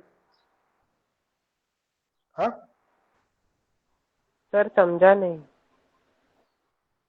लो प्रेशर पे क्या करना है, अगर प्रेशर कम होगा तो वॉल्यूम ज्यादा होगा, और अगर वॉल्यूम ज्यादा है तो बी को नेग्लेक्ट नहीं कर सकते हैं, क्योंकि मैंने बताया ए और बी दोनों की वैल्यू पॉइंट में होती है, 0.01 0.02 इस तरह से। तो अगर वी की वैल्यू काफी ज्यादा है, सपोज ऐसा जस्ट फॉर अंडरस्टैंडिंग ऐसे देखो, सपोज मान लिया वी की वैल्यू 1000 है और इससे से 0.02 सब्ट्रैक्ट कर दें, कितना आएगा? क्या हम लोग इसको 1000 अप्रोक्सीमेटली नहीं मान सकते? तो अगर कोई एक बड़ी वैल्यू है उसमें से छोटी वैल्यू सब्ट्रैक्ट करते हैं तो हम लोग छोटी वैल्यू को नेग्लेक्ट कर सकते हैं या नहीं? हाँ बताओ। सर। तो इसीलिए हमने नेग्लेक्ट किया है ना, क्योंकि प्रेशर कम है तो वॉल्यूम ज्यादा होगा, वॉल्यूम ज्यादा होगा और बी काफी कम है तो बी को नेग्लेक्ट कर दिया, जो जो आपकी क्वांटिटी कम है उसको नेग्लेक्ट कर दिया।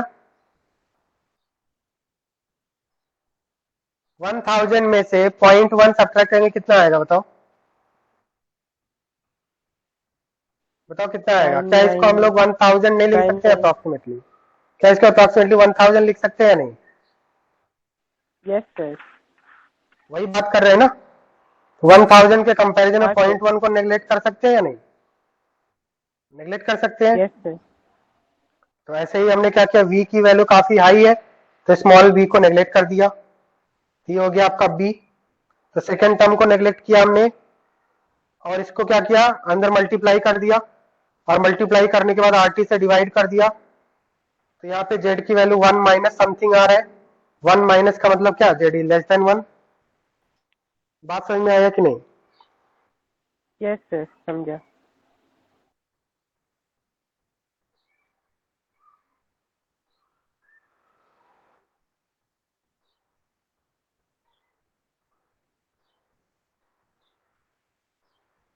कॉपी करो।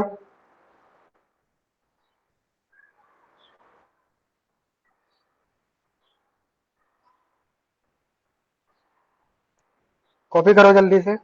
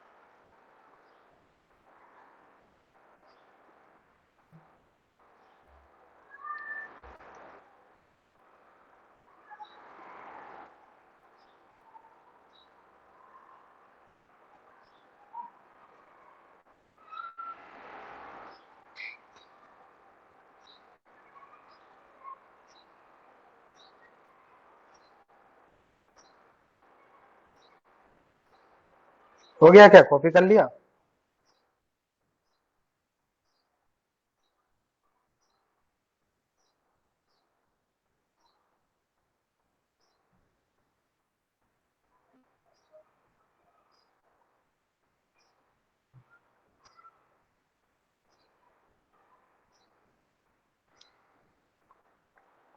नेक्स्ट टॉपिक देखते हैं हम लोग, लिक्विफिकेशन ऑफ गैस।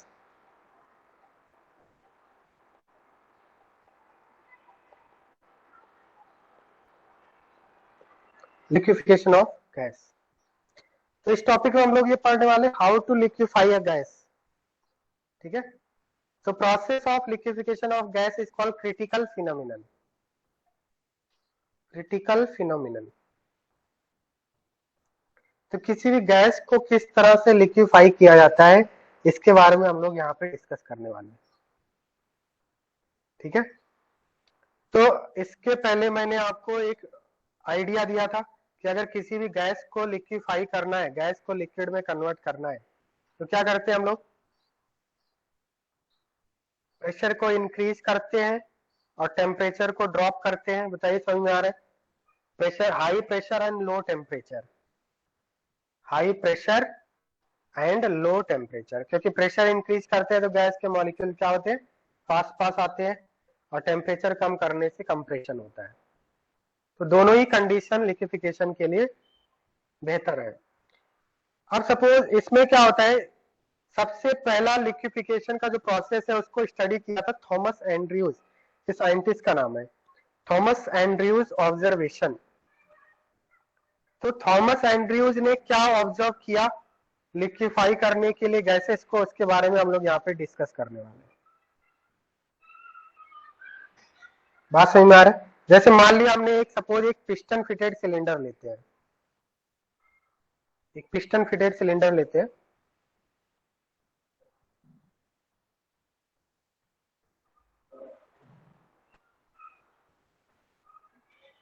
सपोज ये आपका एक पिस्टन फिटेड सिलेंडर,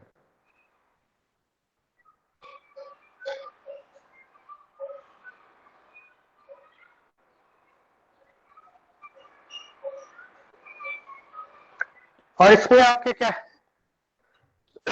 वेपर और गैस है, ठीक है। इनिशियली जो आपके मॉलिक्यूल्स हैं वो गैसियस फेज में है, और यहाँ पे हमने क्या लगा रखा है, मूवेबल पिस्टन लगा रखा है।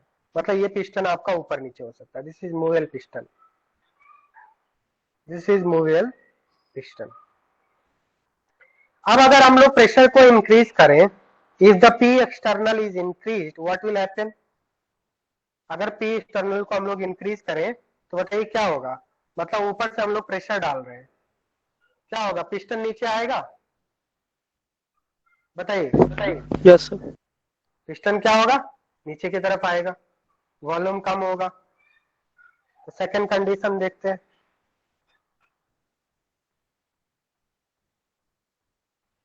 पिस्टन नीचे आया, सपोज आपका पिस्टन यहां तक आ चुका है,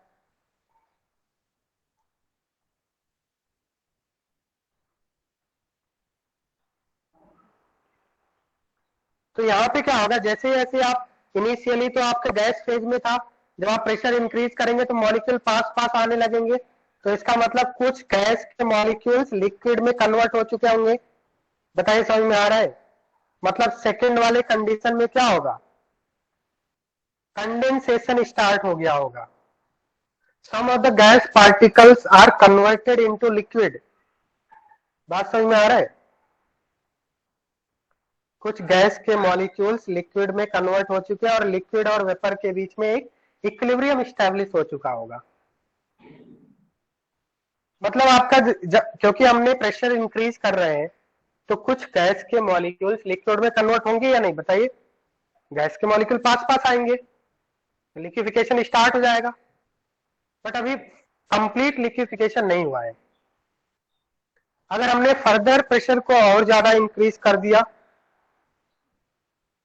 प्रेशर को और ज्यादा इंक्रीज कर दिया एक्सटर्नल प्रेशर को, तो बताइए क्या होगा, फाइनल कंडीशन में क्या होगा, all the gas molecules will be converted into liquid, isn't it?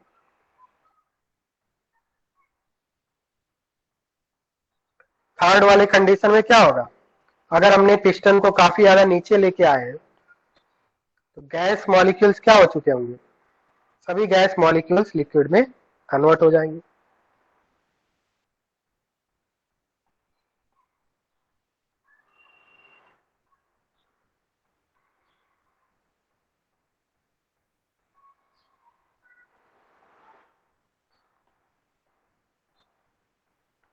तो इसको हम लोग सॉरी इस तरह से लिख सकते हैं, ये आपका लिक्विड में कन्वर्ट हो चुका है। थर्ड वाले केस में क्या है, liquid only, this is the third case, liquid only. तो इसका मतलब अगर हमने यहाँ पे 3 डायग्राम बनाया है, तो किसी भी गैस को हम लोग लिक्विड में कन्वर्ट करने के लिए क्या कर रहे हैं, कांस्टेंट टेम्परेचर पे, टेम्परेचर कांस्टेंट होना चाहिए। अगर टेम्परेचर भी आप वेरी करेंगे तो लिक्विफिकेशन नहीं करा पाएंगे। कांस्टेंट टेम्परेचर पे प्रेशर को इंक्रीज कर रहे हैं, तो स्लोली स्लोली क्या हो रहा है, गैस के मॉलिक्यूल्स लिक्विड में कन्वर्ट हो रहे हैं, और सेकंड केस में आपका लिक्विड एंड वेपर्स इक्विलिब्रियम में है, और ज्यादा प्रेशर इंक्रीज कर दिया तो all of the vapours are converted into liquid, right. समझ में आ रहा है या नहीं? तो हम लोग यहाँ पे लिख सकते हैं फॉर कंटेनर 1, अगर हम लोग कंटेनर 1 की बात करें तो कंटेनर 1 में क्या प्रेजेंट है? Only gas. तो कंटेनर 1 के लिए अगर प्रेशर और वॉल्यूम में ग्राफ बनाए तो किस टाइप का ग्राफ बनेगा? क्योंकि गैस है तो गैस के लिए बॉयल्स लॉ अप्लाई करेंगे हम लोग, और बॉयल्स लॉ क्या बताता है? Pressure is inversely proportional to volume at constant temperature, होता है या नहीं? बट क्या हम लोग कंटेनर 2 के लिए बॉयल्स लॉ लगा सकते हैं? कंटेनर 2 के लिए, कंटेनर 2 में क्या है? Some of the vapours are converted into liquid and Boyle's law is only applicable to gases not for liquid. तो कंटेनर 2 एंड 3 के लिए बॉयल्स लॉ नहीं लगा सकते। तो कंटेनर 2 और 3 में प्रेशर और वॉल्यूम में क्या रिलेशन होगा? किस टाइप का ग्राफ मिलेगा आपको कंटेनर 2 के लिए? ठीक है, कंटेनर 2 के लिए किस टाइप का ग्राफ मिलेगा आपको, बता सकते हैं आप? तो उसी के बारे में हमें यहाँ पे डिस्कस करना है, ठीक है। तो देखते हैं हम लोग फॉर कंटेनर 2, कंटेनर 2 में कुछ गैस के मॉलिक्यूल्स लिक्विड में कन्वर्ट हो चुके हैं बिकॉज हमने प्रेशर को इंक्रीज कर दिया था। तो कंटेनर 2 में किस टाइप का ग्राफ आएगा देखिए,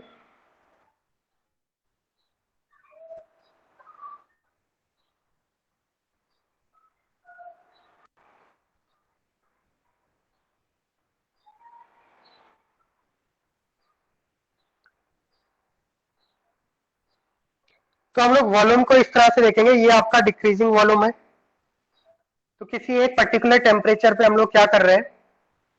प्रेशर को इंक्रीज कर रहे हैं। तो इनिशियली क्या होगा? सपोज मान ले T1 टेम्परेचर पे हम लोग प्रेशर को इंक्रीज कर रहे हैं, तो कर्व कैसा आएगा? ए पॉइंट से बी पॉइंट तक कर्व आपका ऐसा आएगा, कर्वेचर नेचर। ये किसको रिप्रेजेंट कर रहा है आपका?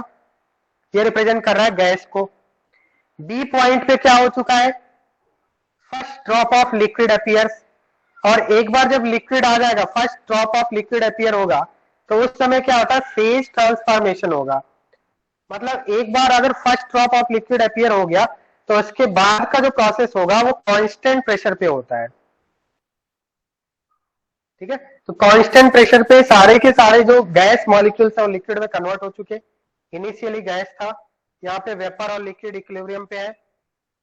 और सी पॉइंट पे जब सारे गैस मॉलिक्यूल्स लिक्विड में कन्वर्ट हो चुके हैं, उसके बाद अगर आप फर्दर प्रेशर को इंक्रीज करते हैं तो वॉल्यूम में काफी कम डिक्रीज आएगा, क्योंकि हमें पता है liquids are incompressible, liquids are incompressible. बात समझ में आ रहा है? तो आपको किसी इस तरह से ग्राफ दिखेगा। क्या मतलब, एक बार फिर से देखते हैं। ये पॉइंट ए है, ए का मतलब सभी गैस है। कंटेनर 1 के लिए इनिशियली आपका कैसा था? कंटेनर 1 के लिए सारे पार्टिकल्स गैसियस फेज में थे, तो गैसियस फेज में बॉयल्स लॉ लगाया। जैसे जैसे आप प्रेशर इंक्रीज करेंगे वॉल्यूम डिक्रीज होगा या नहीं, बताइए। कैसा नेचर मिलता है आपको पहले ही बता चुका हूं, बॉयल्स लॉ में कर्व्ड ग्राफ मिलता है इस तरह से, जिसको हाइपरबोला बोलते हैं। मिलेगा या नहीं? जैसे जैसे आप प्रेशर इंक्रीज करेंगे वॉल्यूम डिक्रीज होगा, ये डिक्रीज ही तो हो रहा है। अब पॉइंट बी का मतलब क्या है? यहाँ पे पॉइंट बी आ चुका है। एक ऐसा टाइम आएगा जब first drop of liquid appear होगा, हम लोग प्रेशर इंक्रीज कर रहे हैं, मॉलिक्यूल पास आ रहे हैं। पहला ड्रॉप जब लिक्विड का बनेगा उस समय क्या होगा? ये पॉइंट है आपका बी पॉइंट। अब जैसे ही फर्स्ट ड्रॉप ऑफ लिक्विड बन चुका है, उसके बाद के जो मॉलिक्यूल्स हैं, जो बचे हुए मॉलिक्यूल्स हैं जो लिक्विड में कन्वर्ट होंगे, वो कांस्टेंट प्रेशर पे होता है। मतलब केमिस्ट्री में जो भी फेज ट्रांसफॉर्मेशन होता है वो कांस्टेंट प्रेशर पे होता है। बात समझ में आ रहा है? इसका मतलब इसके बाद हमें प्रेशर इंक्रीज करने की जरूरत नहीं है। एक बार फर्स्ट ड्रॉप ऑफ लिक्विड बन गया, उसके बाद सारे जो रिमेनिंग मॉलिक्यूल्स है वो कांस्टेंट प्रेशर पे ही लिक्विड बनना स्टार्ट हो जाएंगे। क्या हम लोग यहाँ पे प्रेशर इंक्रीज कर रहे हैं? हॉरिजॉन्टल कर्व आ रहा है। सी पॉइंट क्या बता रहा है? सी पॉइंट बता रहा कि सारे गैस लिक्विड में कन्वर्ट हो चुके हैं, और एक बार सभी मॉलिक्यूल्स लिक्विड में कन्वर्ट हो चुके, उसके बाद अगर आप प्रेशर इंक्रीज करेंगे तो क्या वॉल्यूम में उतना ज्यादा डिक्रीज आएगा जितना पहले डिक्रीज हुआ था? क्योंकि लिक्विड को आप कंप्रेस नहीं कर सकते ना जितना गैस को कंप्रेस कर सकते हैं। बात समझ में आ रहा है? तो ज्यादा डिक्रीमेंट किसमें आ रहा है, लिक्विड में या फिर गैस में? बताइए। गैस में आ रहा है। तो ये वाला जो पोर्शन है, लेफ्ट साइड वाला पोर्शन आपको लिक्विड रीजन बता रहा है, लेफ्ट साइड वाला पोर्शन लिक्विड रीजन बता रहा है, राइट साइड वाला जो पोर्शन है वो गैसियस रीजन बताएगा आपको। ये गैसियस रीजन है। और जो मिडिल पोर्शन है उसमें लिक्विड और वेपर इक्विलिब्रियम में है। So this is the observation made by Thomas Andrews, how to liquefy a gas.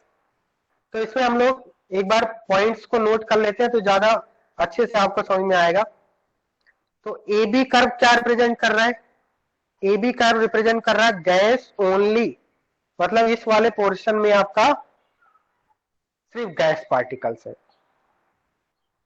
और गैस जब आए तो गैस पे हमने बॉयल्स लॉ लगाया, प्रेशर इंक्रीज करने पे वॉल्यूम डिक्रीज हो रहा है। You can see here. B point क्या बता रहा है? This B point represents first drop of liquid appears, first drop of liquid appears। B to C curve क्या बता रहा है? B to C curve phase transformation.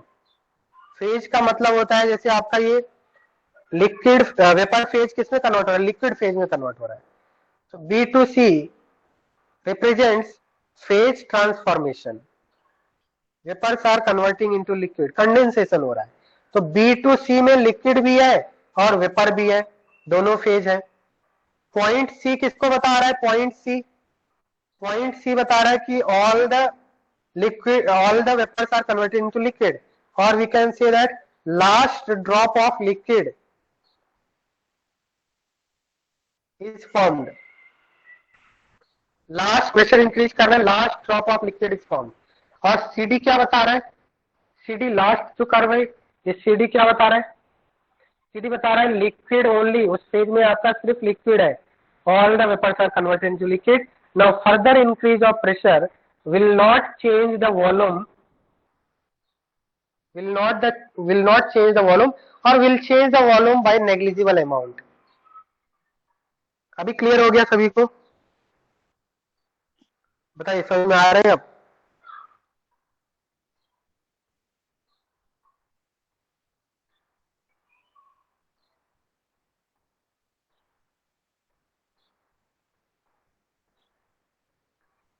अब हम लोग सपोज टेम्परेचर इंक्रीज कर दिया, मतलब हमने एक पर्टिकुलर टेम्परेचर पे गैस को स्टडी किया और आपको इस तरह से ग्राफ आ रहा है। अगर हम लोग किसी हाई टेम्परेचर पे, मान ले सपोज ये 50 केल्विन पे हमने एनालिसिस किया, 50 केल्विन पे ये एनालाइज किया हमने, ऐसा ग्राफ आ रहा है। अगर हमने हाई टेम्परेचर पे गैस को लिक्विफाई करना चाहे तो कर्व किधर आएगा? इस कर्व के ऊपर आएगा या नीचे आएगा? बताइए। ये तो हमने 50 केल्विन पे हमने, let us assume that 50 kelvin पे ये हमने स्टडी किया है गैस का लिक्विफिकेशन। अब अगर हम लोग हाई टेम्परेचर पे लिक्विफाई कर रहे हैं गैस को, तो जो कर्व आएगा लिक्विफिकेशन का, थॉमस एंड्रयूज कर्व, इसके ऊपर आएगा या इससे नीचे आएगा? नीचे। तो इस कर्व के ऊपर आएगा। नेक्स्ट जो कर्व होगा वो इसके ऊपर आएगा। क्यों ऊपर आएगा? क्योंकि अगर हमने टेम्परेचर इंक्रीज कर रहे हैं तो क्या होगा? गैसेस और ज्यादा देर तक आपके गैसियस फेज में रहेंगे, क्योंकि मैंने क्या बताया था, लिक्विफिकेशन के लिए क्या कंडीशन होता है? लो टेम्परेचर या high temperature, which is more favourable for liquefaction? Low temperature. Temperature कम से कम होना चाहिए, क्योंकि कम टेम्परेचर पे मॉलिक्यूल्स पास रहते हैं। जब टेम्परेचर हाई कर देंगे तो मॉलिक्यूल दूर दूर चले जाते हैं। तो अगर गैस को लिक्विफाई करना है तो टेम्परेचर कम से कम होना चाहिए, टेम्परेचर मिनिमम होना चाहिए। तो अगर आपने टेम्परेचर को इंक्रीज कर दिया तो गैस फेज में रहने की टेंडेंसी बढ़ जाएगी पार्टिकल्स की। बात समझ में आ रहा है? तो नेक्स्ट जो कर्व आएगा वो कुछ इस तरह से आएगा।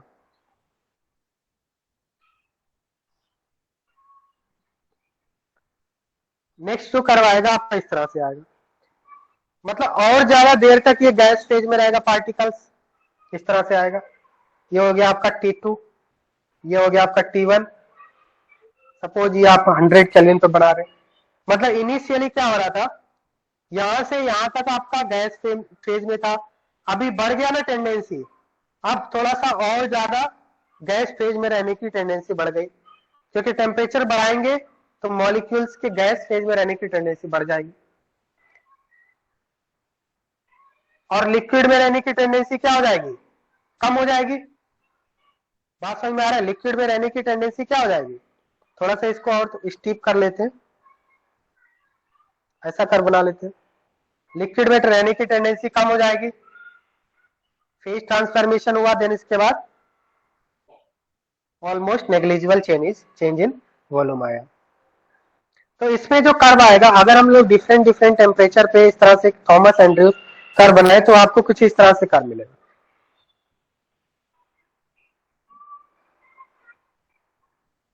ये कोई कर्व नहीं है, ये तो जस्ट मैं आपको अंडरस्टैंडिंग के लिए बता रहा हूं, ठीक है।